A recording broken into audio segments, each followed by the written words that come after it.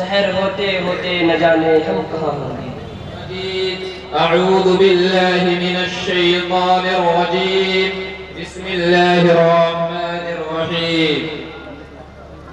یا ایہا الذین آمنوا علیکم انفسکم لا یضرکم ما ضل اذا اہتدیتم۔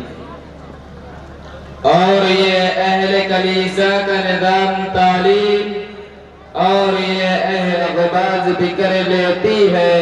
کبھی کرتی نہیں ملت کے گناہوں کو معاف۔ مشفقوں مکرم اساتذہ اکرام اور تو جہاں ایک طرف ظلم تشدد کا بازار گرم کیا، سونے کی اس چڑیا کو ویران اور برباد کر دیا، مادی طاقت و قوت کو توڑ ڈالا، وہی باشندگان ہند خصوصاً مسلمانوں کو روحانیت کو سلب کرنے اور روحی محمدی کو ان کے بدن سے نکالنے کے لیے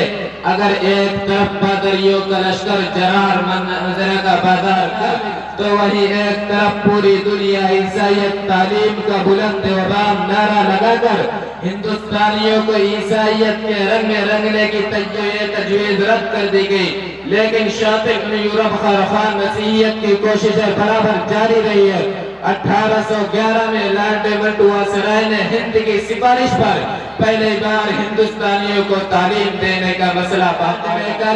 اپنی اعلانیہ رپورٹ میں لکھتا ہے کہ ہمیں ایک ایسی جماعت بنانی چاہیے جو ہمیں اور وہاں تک ان کو کامیابی ملی۔ اس کا اندازہ میسو گارسن دتاسی کے آخری خطبہ کے اس اقتباس سے لگایا جا سکتا ہے جو اس نے 7 دسمبر 1869 کو دیا تھا، جس کو مولانا اسیر ادھروی دامت برکاتہم اسلام کی عظیم تحریک صفحہ نمبر 41 پر نقل کیا ہے اور اپنے لیکچر میں کہتا ہے کہ اس سے انکار نہیں کیا جا سکتا کہ ہندوستانی نوجوان نہ صرف مشن اسکولوں میں بلکہ سرکاری مدارس میں جو تعلیم حاصل کر رہے ہیں، اس کا لازم نتیجہ یہ نکلے گا کہ عیسائیت کی طرف مائل ہو گئے۔ روشن مستقبل 173 پر لکھتے ہیں 1846 مارکوس آف ٹویڈل نے انجیل کی تائش پیش کرتے ہوئے کہا تھا کہ رفتہ رفتہ کل لڑکے انجیل کے اختیاری مضمون کو پڑھنے لگیں گے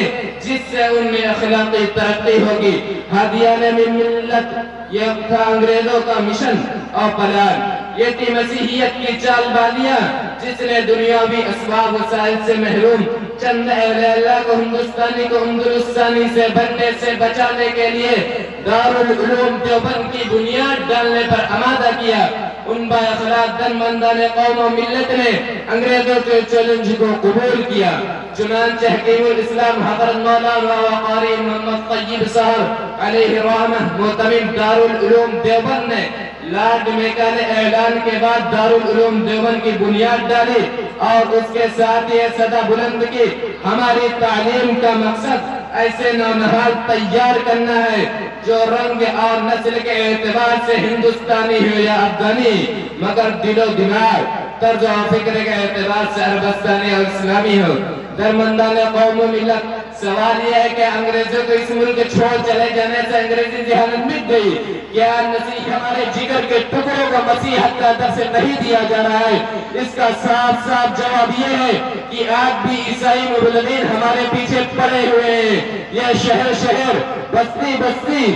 قصبہ قصبہ گاؤں گاؤں کانوینٹ اسکول کیوں قائم کیے جا رہے ہیں؟ سینٹ تھامس کے نام سے انگلش میڈیم اسکول کس مقصد کے لیے ہے؟ یہ معصوم بچوں بچیوں کو گڈ مارننگ کا درس کیوں دیا جا رہا ہے؟ یونیفارم کے نام پر ہمارے بہنوں کو سکھایا جا رہا ہے۔ یہ اور ان جیسے بہت سارے سوالات ہیں جو آج ہمیں آواز دے رہے ہیں کہ اے محمد عربی صلی اللہ علیہ وسلم کے دیوانوں، عفت و عصمت کا درس دینے والوں، اے علوم نبوت کے ورثوں، سوچو اور سمجھو اور حالات کا جائزہ لو اور میدان عمل میں آ جاؤ، ورنہ وہ دن دور نہیں جب گھر گھر سے سلمان نشید اور تسلیم نسرین جنم لیں گے۔ ہمارے ہی معصوم بچے دین پر انگلیاں اٹھانا شروع کر دیں گے، مسیحیت کی زبانیں بولیں گے، مغربی تہذیب اور تمدن کا درس دیں گے اور عیسائیوں کے ہاتھوں کھلونا بن جائیں گے۔ درمندان قوم و ملت، یہ اور ان جیسے بہت سارے سوالات ہیں کہ آپ محمد عربی صلی اللہ علیہ وسلم کو شراب جامع توحید کے شور صلی اللہ علیہ وسلم کا شراب کیسے پلا سکتے ہیں؟ مدرسہ شاہی یہ اور ان جیسے بہت سارے سوالات ہیں جو آج ہمیں آواز دے رہے ہیں کہ اے محمد عربی صلی اللہ علیہ وسلم کے دیوانوں، عفت و عصمت کا درس دینے والوں، اے علوم نبوت کے وارثوں، سوچو اور سمجھو اور حالات کا جائزہ لو اور میدان عمل میں آ جاؤ، ورنہ وہ دن دور نہیں جب گھر گھر سے سلمان رشیدی اور تسلیمہ نسرین جنم لیں گے۔ ہمارے یہ معصوم بچے دین پر انگلیاں اٹھانا شروع کر دیں گے اور مسیحیت کی زبانیں میں اگلیں گے، مغربی تہذیب و تمدن کا درس دیں گے اور عیسائیوں کے ہاتھوں کھلونا بن جائیں گے۔ جامع توحید جس کے شور صلی اللہ علیہ وسلم کا شراب کیسے پلا سکتے ہیں؟ میرے بھائی جو راہ متعین کر دیجیے، آپ ہی بتائیے دارالعلوم دیوبند اور مظاہر علوم سہارنپور اور مدرسہ شاہی مراد آباد کے بعد قیام مدارس کو چھوڑ کر گاؤں گاؤں میں مکاتب کیوں قائم کیے گئے؟ پورے ملک میں مکاتب اسلام کا جال کیوں پھیلایا گیا؟ اسی تحریک الدوحریت کا مقابلہ کرنے کے لیے، اس لیے آج اگر ہم بھی ان کا مقابلہ کر سکتے ہیں تو اپنے اولاد کو اسلامی سانچے میں ڈھال سکتے ہیں، تو انہیں درسگاہوں کا رخ دکھا کر، تبھی تو مرحوم اقبال نے کہا تھا کہ ان مدارس کو اپنے حالت پر رہنے دو۔ اگر ہندوستان کے مسلمان مدرسوں سے محروم ہو گئے تو بالکل اسی طرح جس طرح اندلس میں مسلمانوں نے 800 برس حکومت کے باوجود آج گنا کا کوئی نقش نہیں ملتا، ہندوستان میں بھی آگرہ کا تاج محل اور دلی کے لال قلعہ کے سوا مسلمانوں کی 800 سالہ حکومت اور ان کی تحریک کا کوئی نشان نہیں ملے گا۔ انہیں حقیر سمجھ کر نہ گل کرو یارو، انہیں حقیر سمجھ کر نہ گل کرو یارو، یہی چراغ جلیں گے تو روز۔ تمام لوگ جلسہ گاہ کے اندر تشریف لائیں، فوراً انشاءاللہ جلسے کا آغاز ہونے جا رہا ہے۔ باہر سے آئے ہوئے مہمانوں کا اکرام کریں، خاص طور سے طلبہ عزیز سے درخواست ہے کہ جو پارکنگ وغیرہ کے پاس کھڑے ہوئے وہ سب کے سب جلسہ گاہ میں تشریف لے آئیں،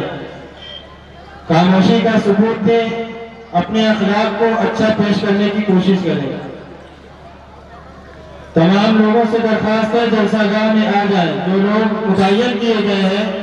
ان کی بات کو سنیں، شکایت